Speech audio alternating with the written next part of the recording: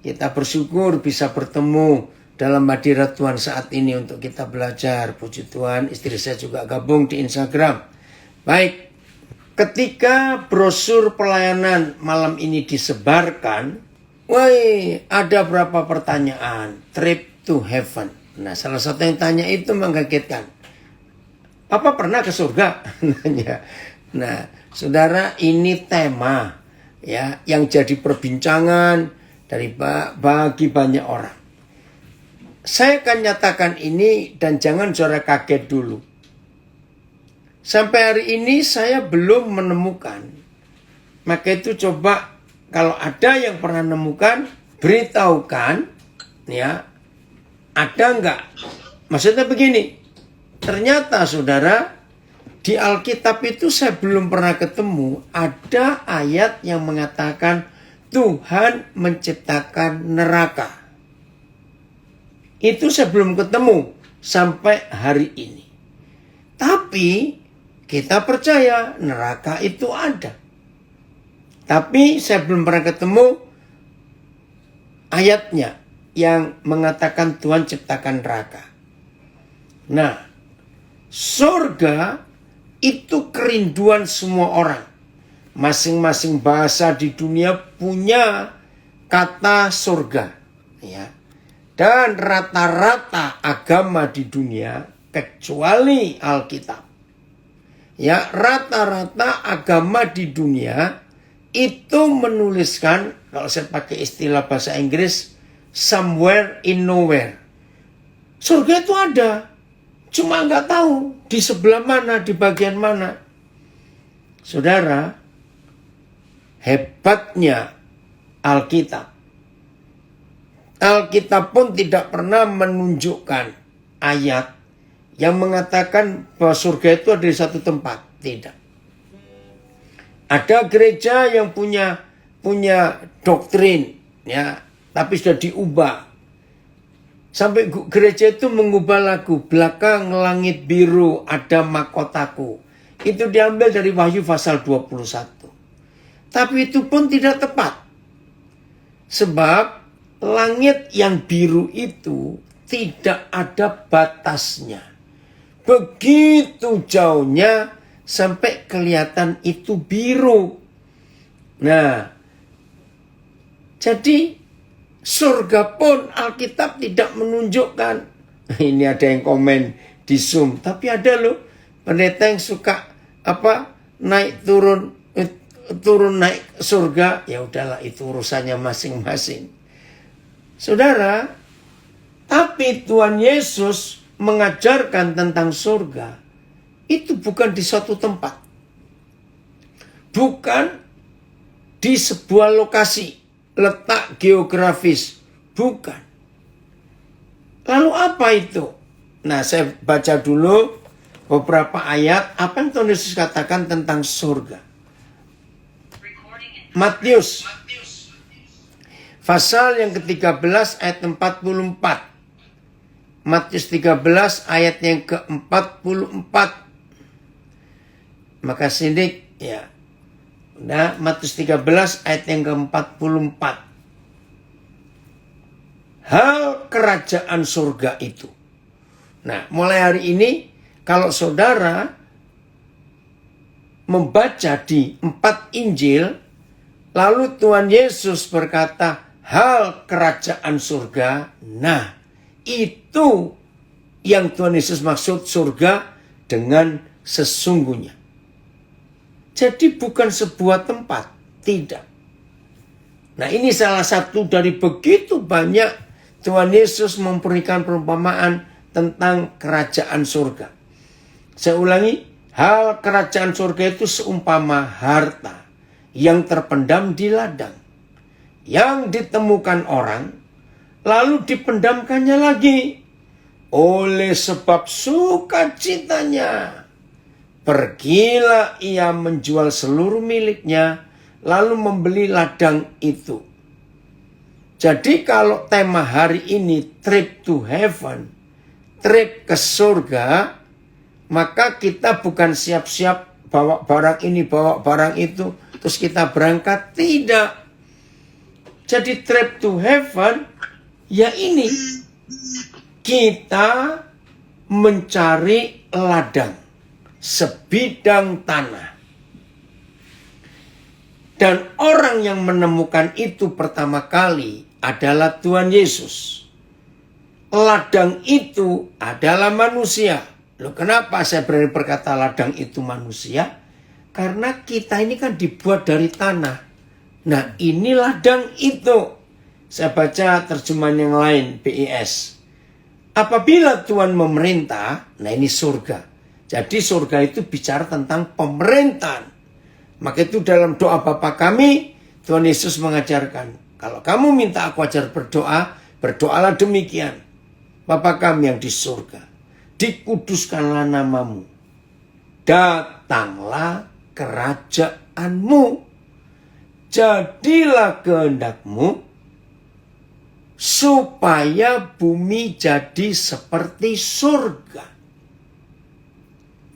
Nah, kalau kita lihat doa Bapa kami, trip to heaven, justru bukan kita pergi ke sana, tetapi yang sana itu kita bawa ke sini. Jadi nggak ada kalau begitu trip to heaven. Bahkan dalam kitab Wahyu, dalam 1 Tesalonika 4, kedatangan Tuhan Yesus, ada orang bicara tentang pengangkatan. Padahal kitab Wahyu berapa kali menulis, surganya itu akan pindah ke bumi. Kerajaan damai 1000 tahun. Nah, maaf ini ya, jangan jadi perdebatan. Cuma ini pemikiran. Nah, kalau surganya aja akan pindah ke bumi, lah ngapain lu ke sana? Maaf ya kalimat ini, dia akan ke sini. Nah, istilahnya kan kita selipan di tengah jalan nanti itu. Kita ke sana, dianya ke sini. Nah, jadi pemerintahan Tuhan, itulah kerajaan surga. Datanglah kerajaanmu, jadilah kehendakmu, supaya bumi jadi seperti surga. Saya baca lagi BIS, Matius 13. Ayat 44. Apabila Tuhan memerintah, keadaannya seperti perumpamaan ini. Ini trip to heaven. Kita membuat sebuah keadaan dalam pemerintahan Tuhan itu. Puji Tuhan untuk kasih-Nya yang luar biasa. Apa? Ada harta yang terpendam di dalam tanah. Lalu ditemukan oleh seseorang. Dan dimasukkan kembali ke dalam tanah. Kemudian karena gembiranya, orang itu pergi menjual seluruh miliknya. Lalu kembali dan membeli tanah itu. TSI-nya. Kerajaan Tuhan bisa dibandingkan dengan harta yang sangat mahal. Yang sangat mahal harganya. Yang sudah lama disembunyikan orang di dalam sebuah ladang. Dan sudah dilupakan. Pada suatu hari, seorang lain menemukan harta itu dengan sangat gembira, menguburkannya lagi, lalu pergi menjual semua yang dimilikinya sehingga dia bisa membeli ladang itu. Saudara, saya lupa tahun berapa, tapi kira-kira tahun 70-an akhir atau awal 80-an. Saya nggak ingat yang pewahyuan ini. Tuhan Yesus dan kuasa Roh Kudus mewahyukan saya ayat ini. Nah, dalam pengertian yang luar biasa, saudara, inilah salah satu ayat, kalau saya nggak berkata ayat yang pertama, yang memotivasi saya menyekolahkan orang sampai hari ini. Ayat ini.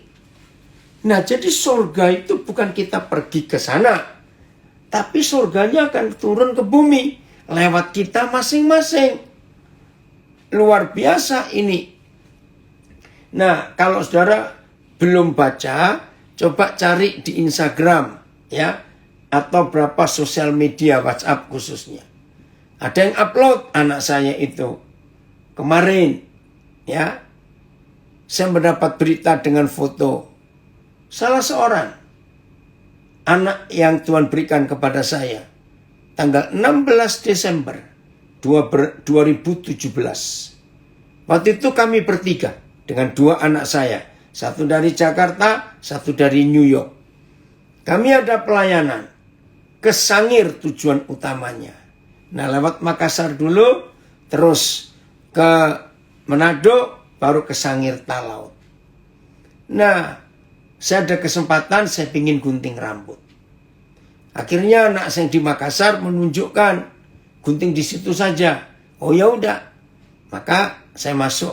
Ternyata ada kafenya juga. Tukang cukurnya itu barbershop istilah sekarang. Nah, ketika saya lagi dipegang kepala saya oleh salah seorang barbernya, saya nggak kenal. Saya tanya, namamu siapa? Ternyata namanya Arif. Tapi yang lebih hebat lagi, Roh Kudus itu bicara kepada saya tentang Arif ini ada 3. 1, dia kecewa dengan bapaknya. 2, dia itu pengen kuliah, tapi nggak mungkin. Nah, yang ketiga itu lebih saya kaget. Ternyata hari itu tuh hari ulang tahun dia. Jelas Roh Kudus beritahu. Nah, sambil dia pegang kepala saya tuh ngomong.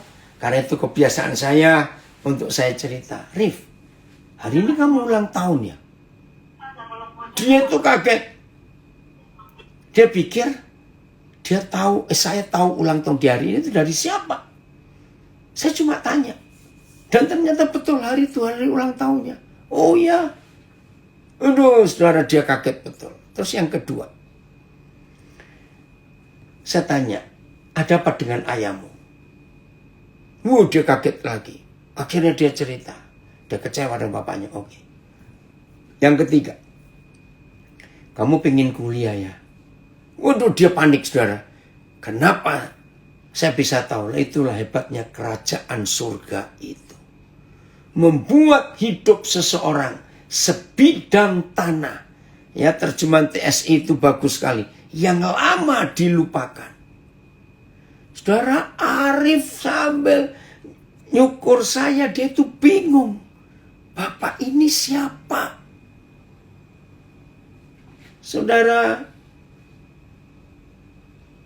akhirnya kemarin dia lulus ahli madya keperawatan. Jadi dia sambil nyukur saya tanya, jadi kamu tuh pengen kuliah apa? Pengen kuliah perawat. Saya pengen jadi perawat. Akhirnya dia manggil saya papa. Saya pengen jadi perawat, Pak. Saya pengen nolong banyak orang. Wih, luar biasa. Saudara, kemarin dia lulus S1 keperawatan. Dia orang Garut, orang Sunda. Ya, dari Garut. Nah, akhirnya tahun depannya 2018 dia keluar dari cukur itu dan dia kuliah. Nah, kalau saya ke Bandung berapa kali dia ikut saya kebaktian, dia dengar firman Tuhan. Saya nggak mempengaruhi dia. Yang penting jumpa Yesus. Ini ada komen anak saya ini. Berapa orang yang papi sudah bikin bingung selama ini? Luar biasa. Roh Kudus, saya nggak ngitung sudah berapa. Nah, kalau kata bingung ini berarti yaitu itulah surga. Ternyata di dalam diri setiap orang sebidang tanah itu ada harta yang luar biasa. Ini orangnya. Jadi Arif Rahman, AMD titik cap. AMD itu ahli madya keperawatan. Oh ya ini ya, Pak, alhamdulillah Arif sudah beres sidang. Terima kasih banyak Pak. Berkat Papa Arif bisa sampai sejauh ini. Papa sehat-sehat di sana. Panjang umur ya Pak. Nah itu tulisan dia. Ada ya? Kita lanjut sekarang. Matius 13 ayat 44. Kerajaan Tuhan bisa dibandingkan dengan harta yang sangat mahal harganya. Yang sudah lama disembunyikan orang di dalam sebuah ladang. Dan sudah dilupakan. Pada suatu hari seorang lain menemukan harta itu dengan sangat bergembira menguburkannya lagi, lalu pergi menjual semua yang dimilikinya sehingga dia bisa membeli ladang itu. Saudara, inilah kerajaan surga. Nah, masuk semester 2. Arif ini bilang gini, Pak, ternyata saya ini perlu alat-alat, tensi darah, stetoskop, ya. Terus apalagi saya lupa. Bisa nggak Papa belikan? Ya harus Papa belikan, karena itu tugasmu. Saudara, akhirnya saya beli, ya, berapa alat itu. Saudara, berapa hari kemudian dia kirim foto ke saya. Saya menangis. Apa yang dia kirim? Dia bilang gini, Pak, setelah tetangga-tetangga saya tahu bahwa saya punya alat-alat ini, Pak, mereka datang untuk minta periksa saya. Saya bilang, kok berani kamu? Ya, mau bagaimana? Ya, saudara, wah, di situ saya senang sekali. Dia bisa jadi berkat buat tetangga-tetangganya.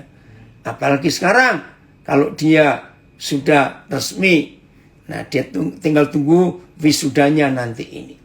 Nah, kalau ada di antara saudara ingin minta nomor teleponnya, saya akan kasih.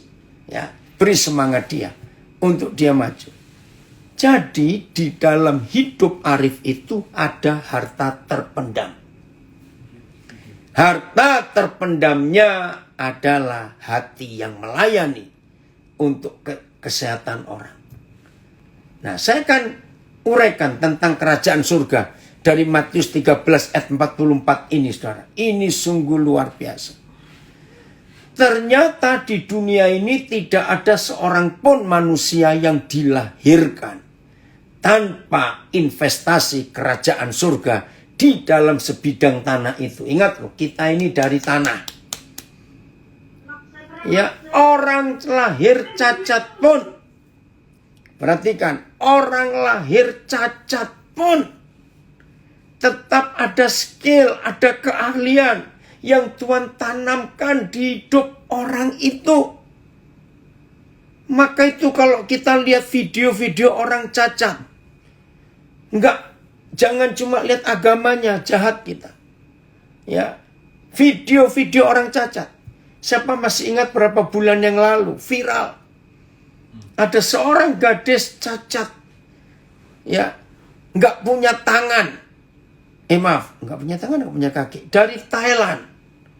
Nah, waktu bayi ini lahir, orang tuanya buang dia karena dia cacat. Nggak punya kaki, nggak punya kaki. Nah, dibuangnya untung masih baik. Ditaruh di depan satu vihara di Thailand.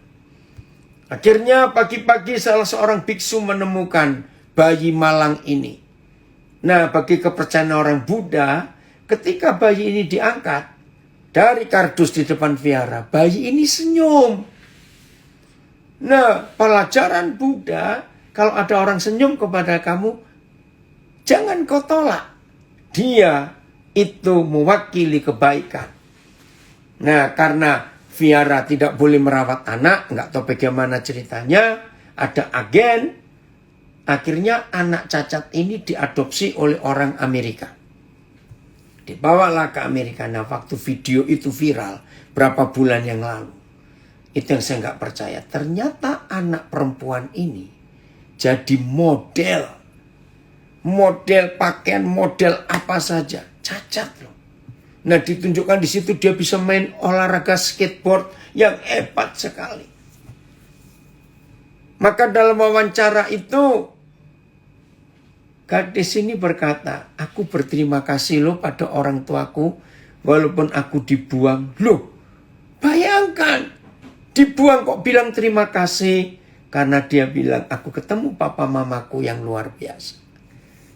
Ingat, TikTok saya yang pertama, masih ingat siapa itu orang tua? Itu anak saya itu, Jeremy Rakes, yang memilih tema itu. Siapa itu orang tua? Gak harus orang tua kandung. Saudara, inilah surga. Jadi jangan coba-coba mengadakan perjalanan ke surga. Oh, surganya akan datang ke sini. Dan Tuhan akan memakai kita untuk menciptakan surga-surga di mana saja kita pergi, yaitu sebidang tanah yang kita temui sepanjang hidup kita. Betul, Tuhan, firman Tuhan itu untuk semua orang. Sangat jahat kalau gereja memojokkan. bahwa firman Tuhan hanya untuk orang Yahudi dan orang Kristen. Salah. Oh ya, terima kasih. Ini dia. Lihat itu. Wih, ternyata dia terkenal sekarang di Thailand. Ya. Puji Tuhan. Ada namanya, ya. Dicampakkan orang tua karena cacat. Gadis ini, oke ya, nanti cari sendiri. Ada namanya enggak? Oh, itu dia. Oke, bisa cari ya. Terima kasih Tuhan. Nah, jadi surga itu jangan cuma dikatakan milik orang Kristen. Picik sekali pandangan kita. Semua orang ingin menemukan surga dalam hidupnya. Nah, saudara dan saya ini yang harus menjadikan setiap sebidang tanah itu di dalamnya ada harta terpendam. Saya ulangi lagi. Jadi saya bersyukur kepada Tuhan. Saya dapat pewahyuan Matius 13 ayat 44. Maka itu saya nggak akan berhenti untuk menyekolahkan orang. Jadi saya ulangi lagi. Di dalam setiap bayi yang dikandung, walaupun karena orang tua baik-baik menikah betul, karena cacat, maaf, karena perkosaan, karena free sex, ingat mulai hari ini. Semua bayi itu ada nilai yang luar biasa. Tuhan investasikan harta karun yang terpendam itu, saudara. Saudara dan saya harus membeli ladang itu, dalam tanda kutip kata membeli. Bukan ladangnya yang kita mau beli, tapi harta yang di dalam itu yang harus kita ambil, keluarkan. Oke.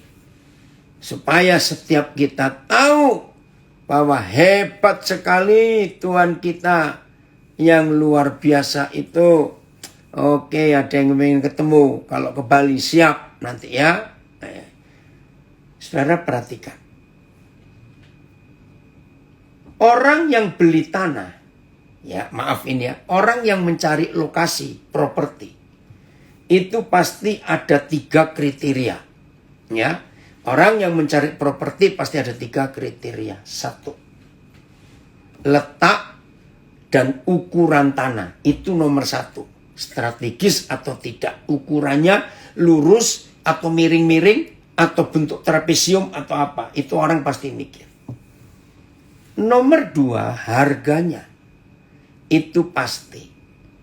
Nomor 3, orang mikir kegunaannya. Betul? Nah, saudara, waktu Tuhan memberi saya hikmat pengertian tentang Matius 13:44. Kalau saya menemukan sebidang tanah ladang itu, ternyata 3 kriteria itu saya tidak perlu pakai. Maaf ya, maaf. Ini ada beberapa anak-anak saya yang ikut untuk belajar via Instagram, Facebook, Zoom. Ya, maaf ya. Jangan tersinggung. Tadi setengah jam sebelum mulai, saudara, saya dapat foto dari Nabire, dari salah seorang anak saya. Dia kirim foto. Ada seorang lagi ngerjain sesuatu. Terus di bawah foto itu ditulis begini. Ternyata anak ini bisa segala hal. Siapa anak ini?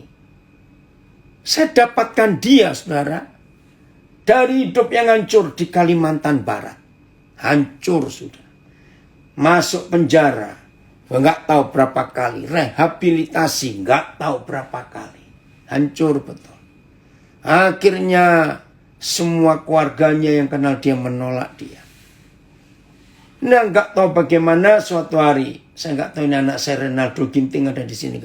Dia telepon saya. Pap, ini ada anak ini mau bagaimana ini anak baiknya. Ya udah. Saudara, akhirnya saya tolong dia. Untuk ya udah kamu ke Nabire saja. Maaf ya. Ya ampun saudara. Tiket saya sudah beli. Waktu itu masih mahal-mahalnya tiket. Hampir 8 juta. Karena dari Pontianak mesti ke Jakarta. Jakarta terus ke Makassar. Makassar terus ke Biak. Saya nggak mau dia naik kapal. Waduh bisa gawat ini kalau naik kapal. Saudara tahu, 2 jam sebelum dia harus lapor, saya telepon dia, teleponnya dimatikan. Waduh, saya telepon Naldo juga, nggak bisa dihubungi. Akhirnya dia memang sengaja, nggak mau pergi. Waduh, bagaimana itu nggak jengkel hati saya. Tapi kembali Tuhan ingatkan, itulah ladang yang kamu harus beli. Nah, saudara, hilang lagi, saya nggak tahu kemana lagi. Nah, dapat lagi laporan, ketangkap polisi lagi. Nah, ini maaf dalam tanda kutip ini saya bilang, kurang ajarnya anak ini. Di kantor polisi ditanya, siapa orang tuamu? Nomor telepon saya dikasih. Ya saya ditelepon polisinya dong. Ya ampun, ini orang, saya mau enaknya mau diapain ini anak. Ya udah, saya bilang tahan dulu lah Pak, sudah biarin. Kalau nggak salah waktu itu dia curi kamera tetangganya. Duh, sudahlah. Oke. Akhirnya saya lupa kapan. Belum lama, belum setahun, masih selama pandemik ini. Dia nyerah lagi. Saya bilang betul ya. Kamu jangan main-main lagi kamu ya. Akhirnya dia berangkat ke Nabire. Ada satu keluarga yang mau menerima dan dipekerjakan di tempat itu. Lah tadi ini dia kirim fotonya. Saya bilang luar biasa. Saya bersyukur kepada Tuhan.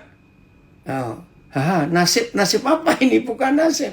Anak itu, aduh sayang, fotonya ada di apa yang saya pakai ini untuk Instagram. Berubah sekarang anak ini.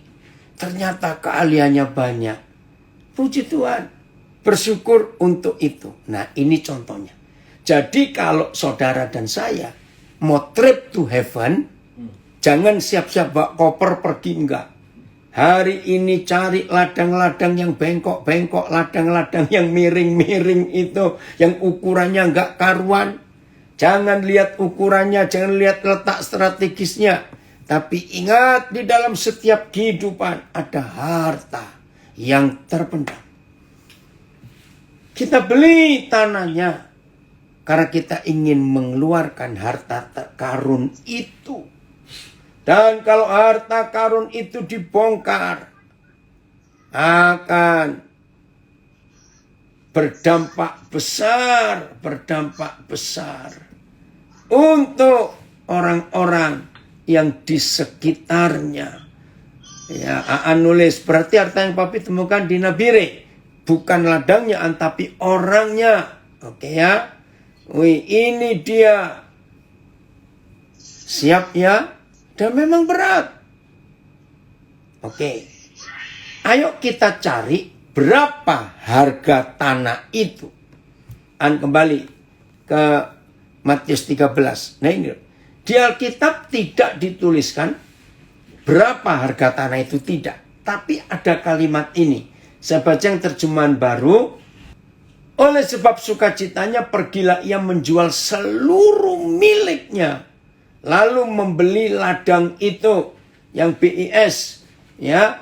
Orang itu pergi menjual seluruh miliknya, lalu kembali dan membeli tanah itu, TSI, dengan sangat bergembira, menguburkannya lagi, lalu pergi menjual semua yang dimilikinya, sehingga dia bisa membeli ladang itu. Trip to heaven, ternyata ada biayanya. Saudara, berapa besar biayanya? Saya nggak pernah ngerti, walaupun pewahyuannya jelas, bahwa surga itu adalah kalau kita bisa menemukan sebuah ladang yang sudah hancur, sudah tertinggal, sudah lama nggak digarap, pokoknya nggak laku lah. Tapi di dalamnya ada harta karun. Saya tahu itu dan saya sudah melakukan. Ya.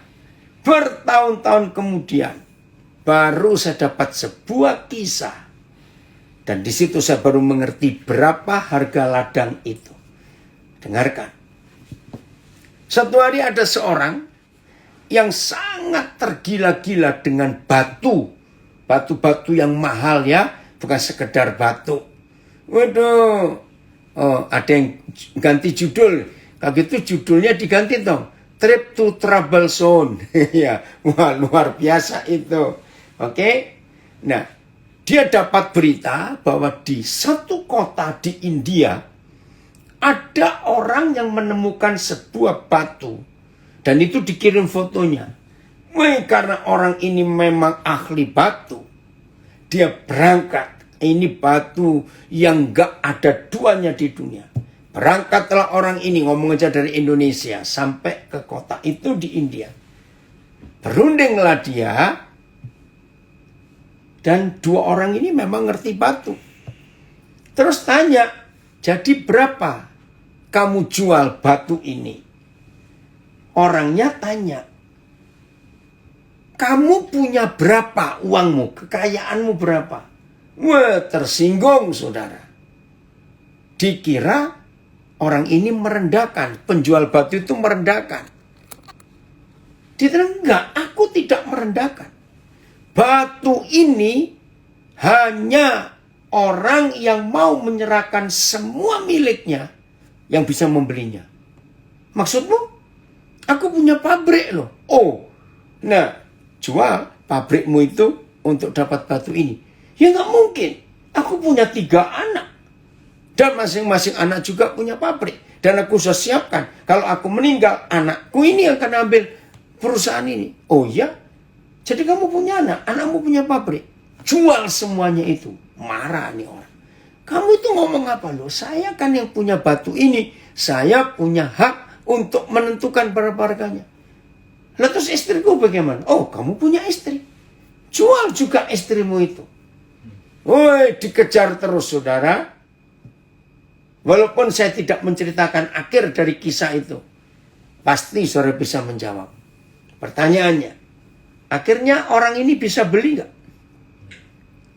Ayo jawab. Akhirnya orang ini bisa beli nggak? Ayo mana yang jawab? Saya tunggu. Ada yang bisa beli? Ayo tolong yang di Zoom, Instagram, Facebook. Saya ingin saudara menjawab. Ada yang bisa beli nggak? Betul, nggak bisa. Nggak bisa. Betul, makasih Pak Pendeta Agus dari Samarinda. Nggak bisa. Aduh. Pokoknya semua yang kamu miliki jual. Makasih dari Calgary bilang nggak bisa, dari Surabaya nggak bisa. Kenapa? Bukan cuma orang pelit, tidak. Terus dianya mau tinggal di mana? Kalau semuanya dia jual, terima kasih. Oh banyak berkata nggak bisa, nggak bisa, nggak bisa. Ini ada yang jawab bisa lagi, nggak mungkin. Orang itu akhirnya pulang dengan kecewa. Karena dia nggak bisa beli batu itu. Terima kasih Tuhan. Maka itu saudara. Orang yang pertama menemukan sebidang tanah itu adalah Tuhan Yesus Kristus. Betul, tidak bisa. Adalah Tuhan Yesus Kristus. Dia pulang, dia jual semua miliknya. Hanya untuk membeli kita. Hanya untuk membeli kita. Maka itu hidup ini tak ternilai, saudara. Tak ternilai. Luar biasa Tuhan kita. Ada yang tanya, kalau kita dipertemukan dengan hamba Tuhan yang miring-miring, apakah itu termasuk ladang? Atau yang termasuk ladang hanya orang-orang yang belum mengenal kebenaran? Pertanyaan bagus. Maaf. Ada hamba-hamba Tuhan juga yang hidupnya masih miring-miring, maafkan saya. Kita perlu tolong dia juga untuk menemukan kebenaran itu. Oke, pokoknya ladang. Ada kehidupan yang kita harus miliki, ya. Karena Tuhan menyelamatkan semua kita tanpa dia membeda-bedakan agama, budaya, suku, warna kulit, semuanya tidak. Nah, itulah surga. Satu kali saya baca buku Warisan Abadi. Salah satu pasal yang dibahas adalah kalau Anda ingin melihat sebuah kekayaan ingin melihat sebuah kemegahan, ingin melihat kemewahan yang luar biasa, jangan ke istana-istana raja, jangan ke bank-bank terkenal. Orangnya berkata, pergilah ke kuburan. Loh, kan kaget. Ngapain pergi ke kuburan? Untuk melihat kekayaan, melihat semuanya itu. Ternyata ini jawabannya. Di kuburan itu terkubur, ya, terkubur ke harta-harta yang terpendam itu. Ngerti nggak maksud ini? Jadi setelah saya mengerti Matius 13 ayat 44, lalu dapat pernyataan bahwa kalau ingin lihat kemewahan, lihat kejayaan, lihat kehebatan, ke kuburan. Baca yang mati, siapa yang dikubur di situ? Orang-orang jenius, orang-orang hebat, berarti yang dikubur juga kejeniusan orang itu. Coba kalau dia masih hidup dan dia gunakan harta terpendamnya untuk berguna buat sesama manusia, untuk berguna buat dunia ini. Itulah surga, kata Tuhan Yesus. Saudara, maka itu jangan sia-siakan hidup ini. Izinkan saya mengatakan kalimat ini. Semiskin-miskinnya orang miskin, secacat-cacatnya orang cacat. Maaf, sebodoh-bodohnya orang bodoh, di dalam hidupnya ada harta yang terpendam. Di Zoom ada yang mengakui, bertobat, aduh ampuni kami Tuhan. Yang suka bilang anak orang, bocah itu bahasa Hokkien, gak ada guna lu. Ayo kita bertobat. Sungguh. Maka itu bagi beberapa saudara yang menanyakan, kenapa saya punya model pelayanan seperti ini? Suka ngambilin anak-anak yang terbuang. Ya karena saya ingin ada surga di bumi ini.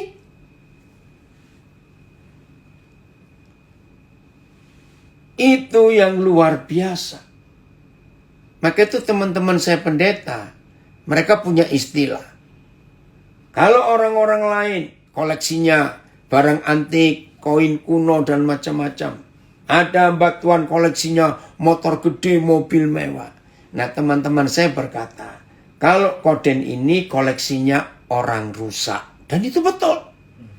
Makin saya dengar ada orang rusak sekalipun, serusak apa. Jadi saudara, nggak ada anak lahir yang tanpa harta karun di hidupnya. Ayo mulai hari ini kita semuanya melihat dengan kacamata Tuhan ini. Maka itu maafkan saya nggak ngitung. Saya bersyukur punya istri yang luar biasa, yang tidak pernah menghalangi saya untuk nyekolahkan banyak orang, untuk ambil orang-orang rusak itu. Bersyukur Tuhan beri istri yang luar biasa. Saya nggak ngitung sampai yang terakhir. Arif ini lulus.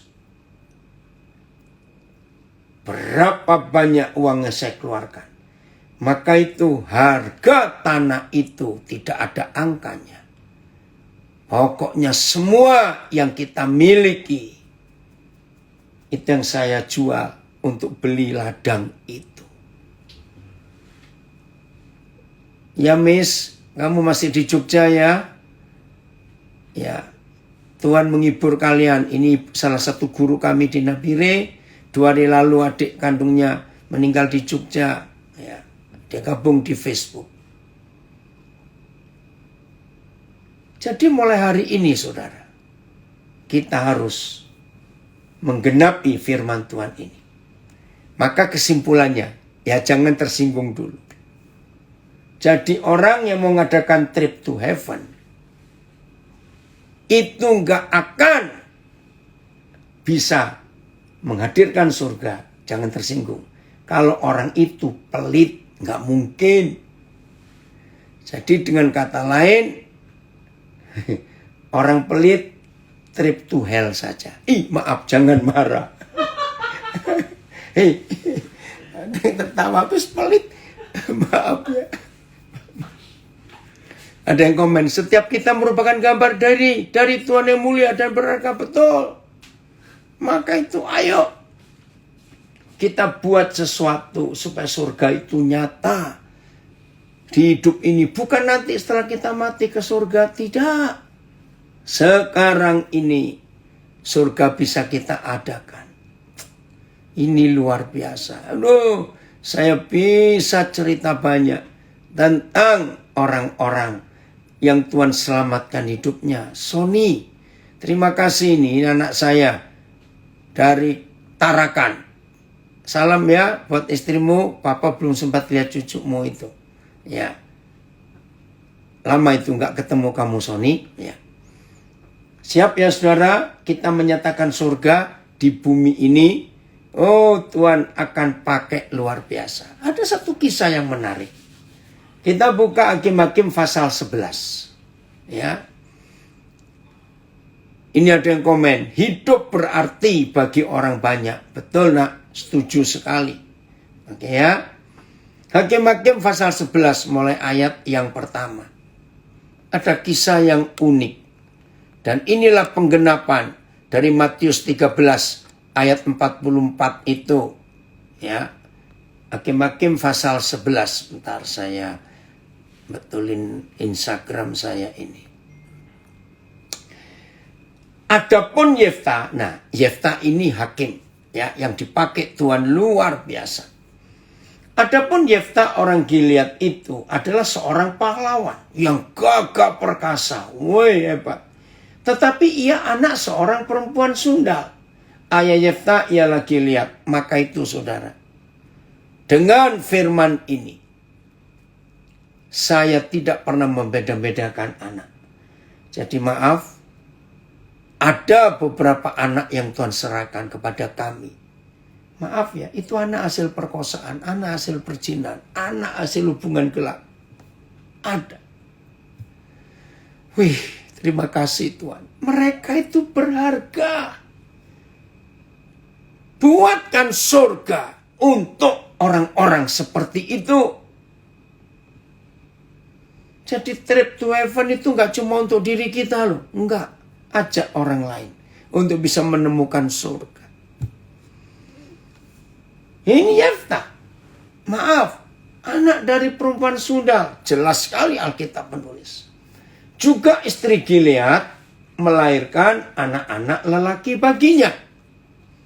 Setelah besar, anak-anak istrinya ini jadi anak saya, anak sah. Yefta anak dari perempuan lain. Maka mereka mengusir Yefta. Ya wajar. Yefta bukan anak kandung, apalagi dari perempuan sundal, maaf. Berkata kepadanya, engkau tidak mendapat milik pusaka dalam keluarga kami, sebab engkau anak dari perempuan lain. Aduh, kasihan sekali. Oh, ini yang luar biasa. Terima kasih ada seorang gembala dari Makassar memberi komen, amin, datanglah kerajaanmu, jadilah kehendakmu supaya bumi jadi seperti surga. Betul. Apa yang terjadi dengan Yefta? Nah, karena Yefta tertolak dari keluarga ayahnya, maka larilah Yefta. Perhatikan ayat itu. Maka larilah Yefta dari saudara-saudaranya itu. Dan diam di tanah Tob. Ya, nggak tahu di mana itu sekarang. Di sana berkumpullah kepadanya petualang-petualang yang pergi merampok bersama-sama dengan dia. Coba baca beberapa terjemahan tentang ayat 3 ini. Bagaimana hidup Yefta yang hancur karena tertolak itu. Ayat Yefta melarikan diri dari saudara-saudaranya dan tinggal di tanah Tob.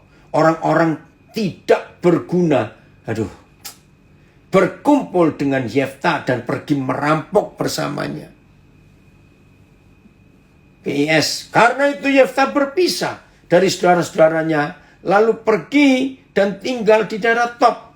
Di sana segerombolan penjahat bergabung dengan dia, lalu mereka pergi merampok. Saudara, kegagalan gereja kalau dibanding dengan kelompok narkoba, maaf loh.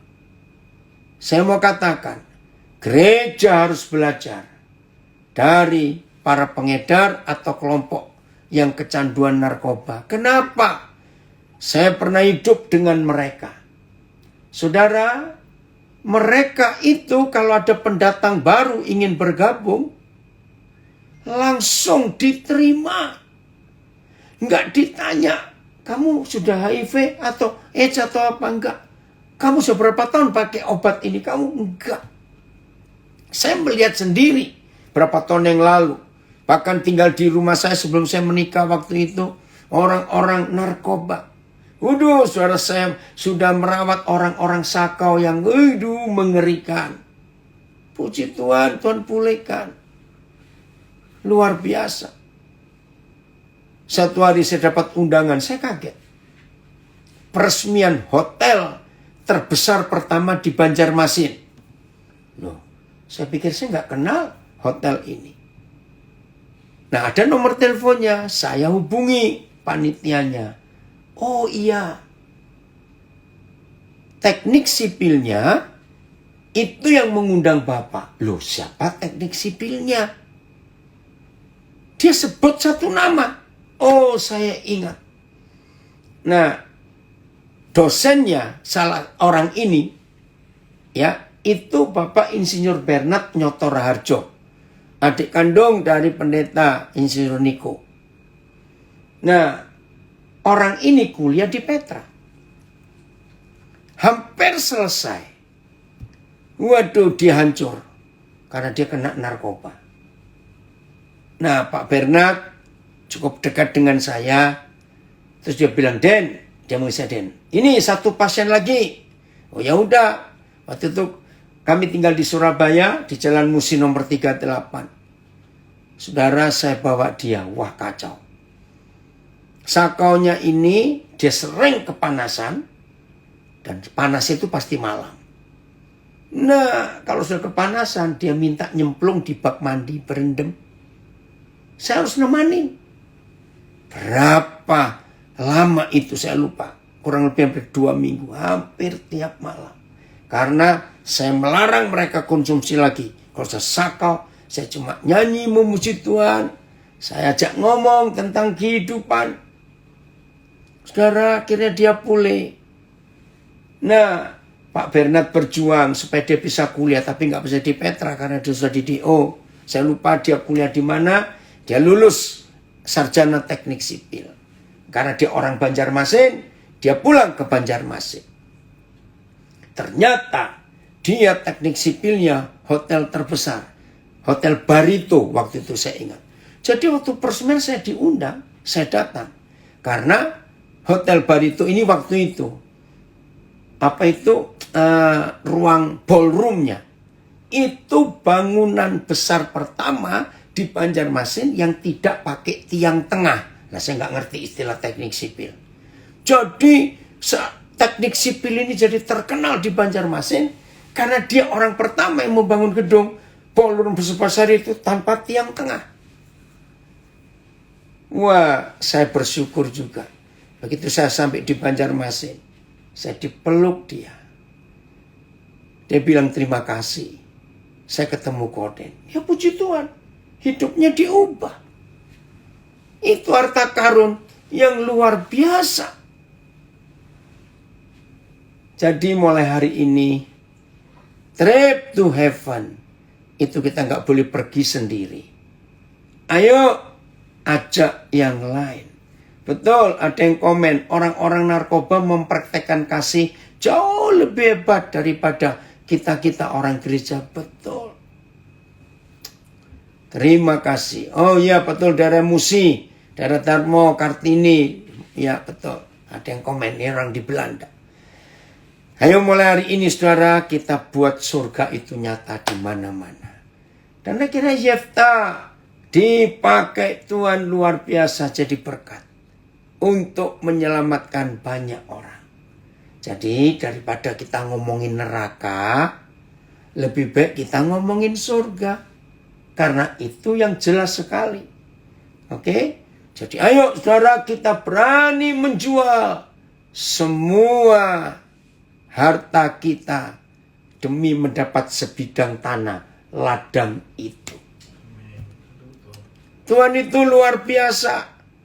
Maka itu saudara, dalam pelayanan kami, ini cuma ngomong saja ya. Puji Tuhan, ini anak-anak saya banyak, tim kami banyak. Pelayanan kami di Papua. Itu betul-betul, maaf ini ya. Anak-anak maafkan papa ya kalau ngomong ini. Pokoknya ada anak-anak terbuang dari keluarga, dikirim. Ya, ayo kita hidup bersama-sama. Yang maaf lagi sih, dikeluarkan dari sekolah Alkitab, dikeluarkan dari pelayanan karena buat salah. Ayo, udah gitu saja. Dan puji Tuhan, sekarang mereka itu orang-orang hebat. Saya tanpa mereka, dengan istri saja, nggak mungkin kami berdua bisa nangani pelayanan sebanyak ini, sebesar ini, tidak sanggup. Tapi Tuhan berikan kami ladang-ladang. Maaf ya anak-anak, yang terbuang itu. Dan jadi orang-orang hebat. Ketika Tuhan memampukan kami untuk bisa membeli mereka dengan segala kekayaan yang ada. Nah, bayangkan kalau semua kita menemukan orang-orang gak punya harapan dalam hidup. Lalu surga mereka alami. Dengan hikmat dari kuasa Roh Kudus. Dengan sebanyak macam cara. Ya, teknologi ini, teknologi itu macam-macam lah. Bisa dibuat. Saudara bisa bayangkan. Kalau semua kita melakukan itu trip to heaven. Menyelamatkan banyak orang. Memulihkan hidup orang. Gak peduli agamanya apa saja. Betul, ini ada anak saya komen di Facebook. Belajar dari kerendahan hati Yefta yang tidak dendam. Betul, itu luar biasa. Maka dunia ini gak jadi neraka, tapi jadi surga. Terima kasih yang mendoakan pelayanan kami. Ayat yang terakhir.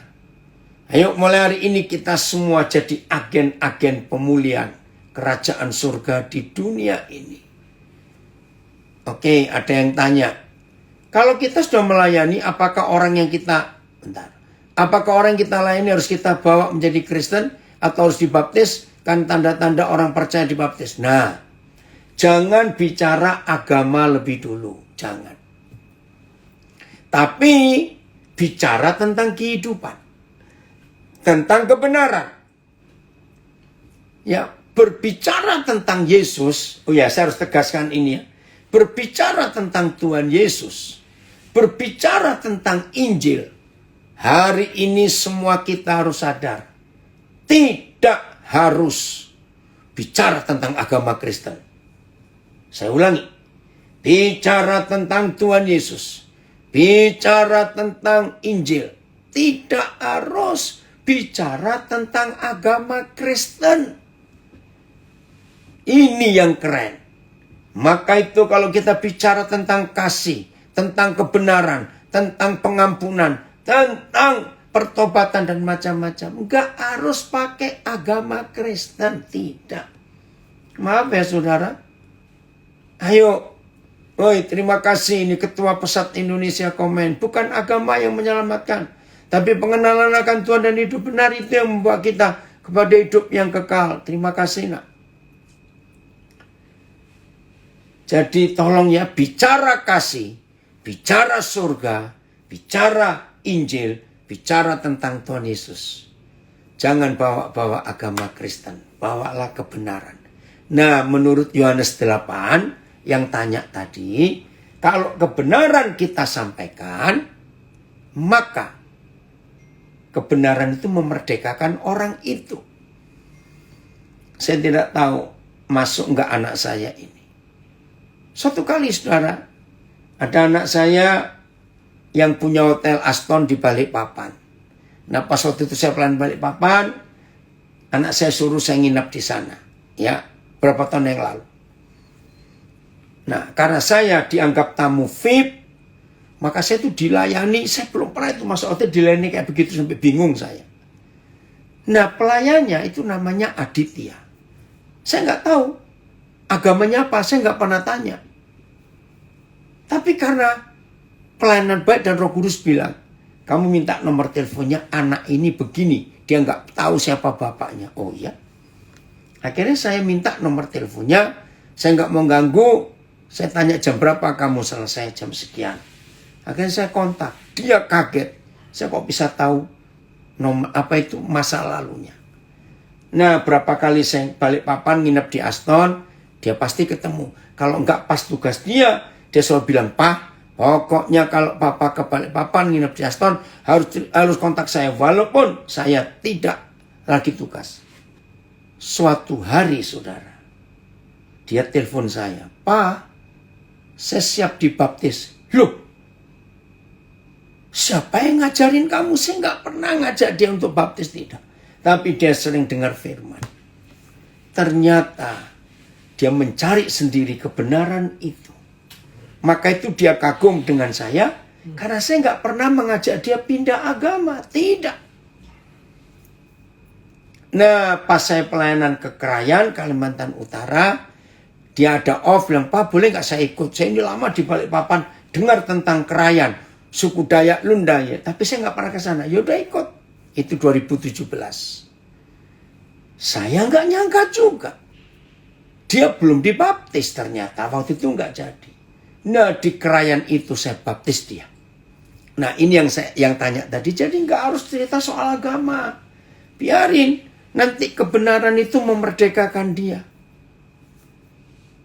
Kemarin malam, pas makan malam ada seorang tanya. Orang tanya ini adalah, Bapak ini nggak punya mobil, tapi bisa kemana-mana. Itu hebatnya Tuhan.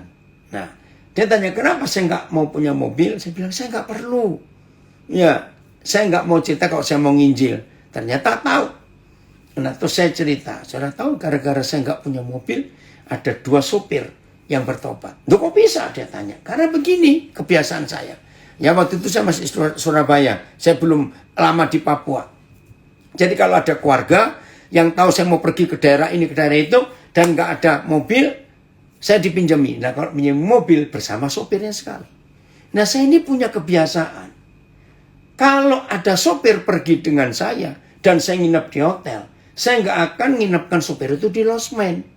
Selalu saya ajak, kalau istri saya nggak ikut, saya ajak sopir itu sekamar dengan saya di hotel. Nah, ada 2 sopir itu bertobat. Karena dia nggak pernah ngalami itu. Gampang bukan mencari jiwa itu? Nah, itu kesaksian. Maka itu ayo kita nyatakan surga di mana-mana. Dalam hidup ini luar biasa. Jelas ya? Ayo, Tuhan Yesus memberkati kita semuanya. Trip to heaven. Jangan pergi sendiri. Ajak orang lain. Tuhan Yesus memberkati kita. Haleluya.